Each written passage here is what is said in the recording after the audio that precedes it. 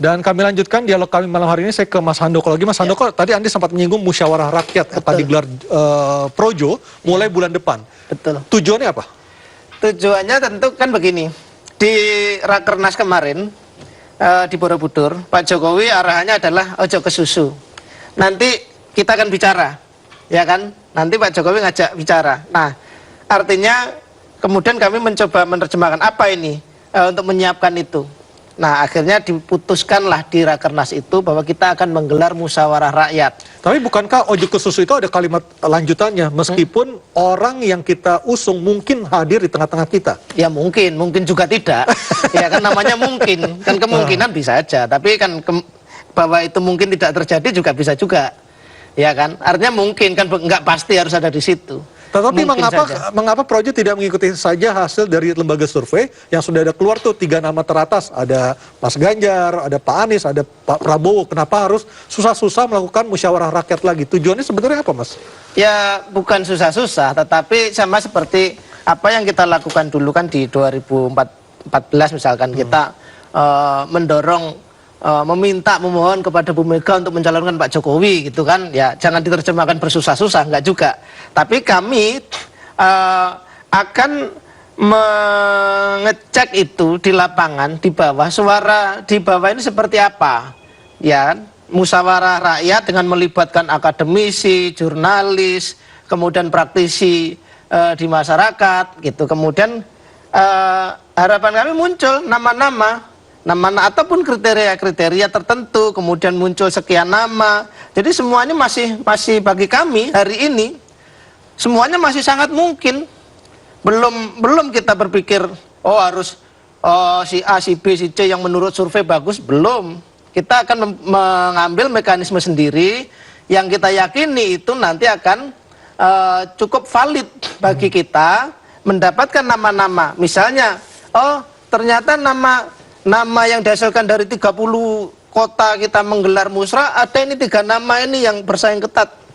Kita bawa nama itu ke Pak Jokowi. Sehingga ketika itu tadi terjadi perbincangan dengan Pak Jokowi, ya ini loh Pak nama-nama yang hasil kami menjaring di bawah. Apakah Pak Jokowi juga akan hadir dalam musyawarah rakyat? Tentu kalau apa namanya harus semua seri ya enggak lah.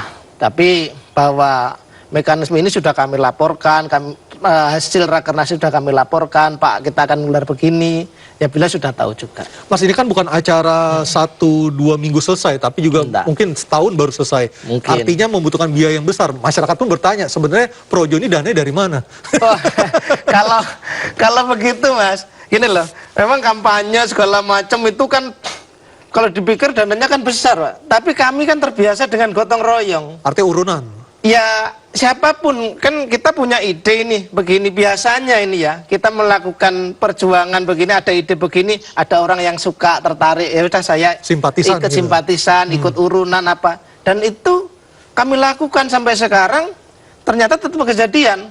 Kalau ngomong dana memang kami tidak punya sumber pembiayaan selain partisipasi dari kawan-kawan begitu dan orang-orang yang seide mungkin dengan kami. Dan kami nggak terlalu takut kalau soal itu ternyata, karena pengalaman juga membuktikan kami masih bisa terus berkegiatan gitu. Jika nanti hasil calon yang dihasilkan dari penjaringan Projo ini ternyata berbeda, tanda kutip, dengan keinginan Pak Jokowi, apakah Projo siap untuk berbeda pendapat dengan Pak Jokowi misalnya?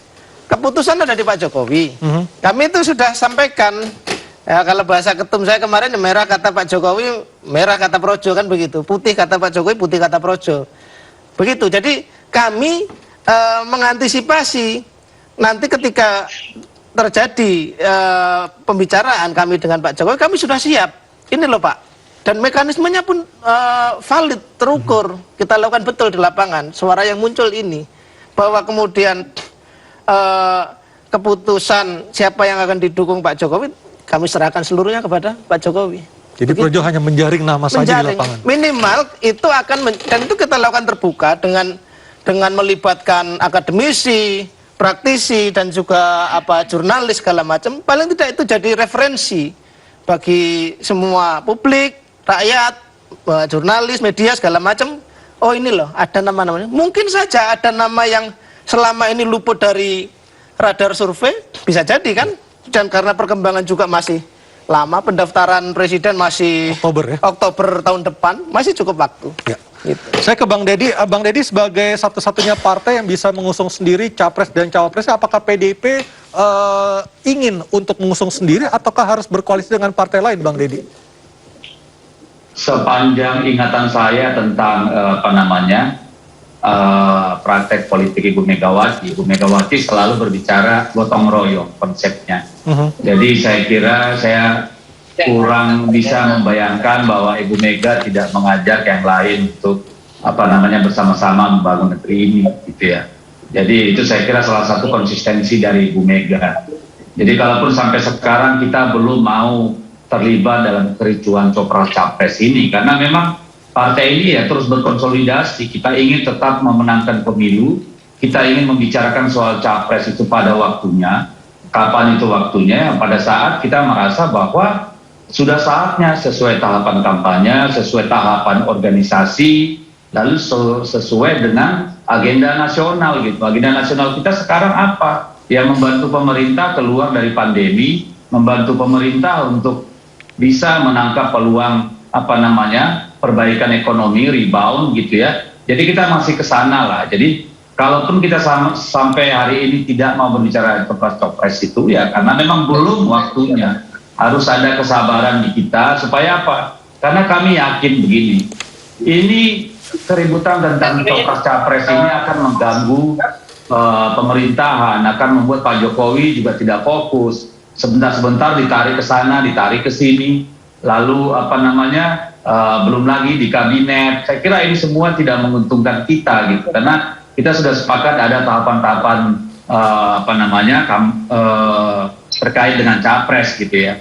Tapi kalau soal komunikasi, silaturahmi maupun manuver politik kembali terulang itu kepada partai-partai politik. Kami menghargai juga hak dan kebutuhan dari semua partai politik untuk berkomunikasi satu sama lain untuk melihat potensi-potensi bauran kekuatan gitu ya. Itu sah-sah saja. Tapi sebagai partai PDI Perjuangan ingin fokus pada masalah internal, konsolidasi, mempersiapkan caleg sebaik-baiknya, menyiapkan partai, kepala daerahnya, gitu ya, juga mendukung Pak Jokowi agar roda pemerintahan tidak terganggu dengan berbagai hal yang membuat beliau tidak fokus. Begitu. Baik, sampai kapan PDIP bisa sabar menunggu naiknya elektabilitas dari Mbak Puan, Bang Deddy? Saya kira ukurannya kita mengambil keputusan bukan elektabilitas ya. Tadi kan saya sudah sampaikan ya bahwa kita Ibu Mega jangankan dalam pilkada kali ini, dalam pilpres kali ini, sebelumnya juga tidak pernah itu terburu-buru dalam soal itu ya. Jadi tidak ada kaitannya dengan elektabilitas Mbak Puan gitu ya, atau elektabilitas Ganjar, kita jadi terburu-buru karena Ganjar lagi tinggi, atau kita nunda karena elektabilitas Mbak Puan lagi rendah. Bukan itu alasannya. Bagi kita urusan negara, urusan pemerintahan itu hal yang sangat krusial dan harus dipikirkan dengan sangat-sangat matang. Bukan disetting oleh kelompok-kelompok tertentu melalui media, melalui mobilisasi, melalui manuver-manuver gitu ya. Saya kira kita sudah matang lah dalam urusan seperti itu. Baik, saya ke Bang Nurdin. Bang Nurdin, di Partai Golkar sangat banyak sekali tokoh-tokoh atau politisi senior yang juga masih aktif di Golkar memberikan pendapatnya, memberikan advice-nya secara politik maupun secara organisatoris. Ada Pak Luhut, ada Pak JK. Seberapa besar peranan kedua tokoh ini dalam nantinya memberikan arahan kepada Pak Erlangga untuk memutuskan kemana ataupun siapa yang akan didukung Partai Golkar untuk menjadi capres, Bang Nurdin? Di Partai Golkar ya, itu kita punya sistem sendiri dalam mekanisme pengambilan keputusan. Yaitu setiap hal-hal yang bersifat strategis itu diputuskan oleh pengurus harian partai, kemudian pimpinan paripurna partai, atau sebelum DPP, dengan pimpinan pusat partai mengambil keputusan, ketua umum itu berkonsultasi kepada ketua dewan pembina, Pak Kansel Menteri, kemudian ketua Dewan Pertimbangan Pak Tanjung, ketua Dewan Penasehat Pak Luhut. Itu adalah mekanisme yang ada di Partai Golkar. Oleh karena itu, setiap pengambilan keputusan, khususnya yang strategis seperti calon presiden, itu pasti ada konsultasi sebelum kita mengambil keputusan. Tetapi di Partai Golkar tidak ada keputusan yang dilakukan oleh ketua umum sendiri. Oke. Itu sesuai dengan mekanisme yang ada di organisasi Partai Golkar, dan itu diatur dalam anggaran rumah tangga. Nah, oleh karena itu, tapi dalam lobby politik atau konsultasi politik itu telah dilakukan oleh Pak Erlangga sebagai ketua umum, karena memang kita memberi mandat kepada beliau untuk menyampaikan kepada ketua Dewan Penasehat, ketua Dewan Pertimbangan maupun kepada ketua Dewan Pembina. Oleh karena itu, setiap keputusan Partai Golkar insya Allah tidak akan mendapatkan reaksi dari tingkat bawah karena melalui mekanisme kolektif kolegial. Baik. Nah, itu salah satu proses demokratisasi yang diterapkan oleh Partai Golkar sejak era reformasi. Dan itu yang membuat Golkar sangat eksis di setiap kontestasi politik. Baik, Bang Nurdin, kita akan menunggu seperti apa nanti keputusan akhir dari Partai Golkar, juga dari Bang Deddy seperti apa keputusan akhir dari Bu Mega. Kita akan sama-sama menunggu siapa capres maupun partai yang diajak berkoalisi. Terima kasih untuk waktu bersama kami malam hari ini. Bang Handoko juga terima kasih. Selamat untuk musyawarah rakyatnya. Iya, mudah-mudahan bisa menghasilkan ataupun menjaring nama-nama yang benar-benar potensial. Betul. Ya. Baik, selamat malam. Terima kasih Bapak-Bapak sekalian. Dan pemirsa, kami akan segera kembali dengan 2 orang narasumber kami lainnya untuk masih berbicara siapa kingmaker yang paling menjadi faktor penentu dalam Pilpres 2024 mendatang. Kami segera kembali.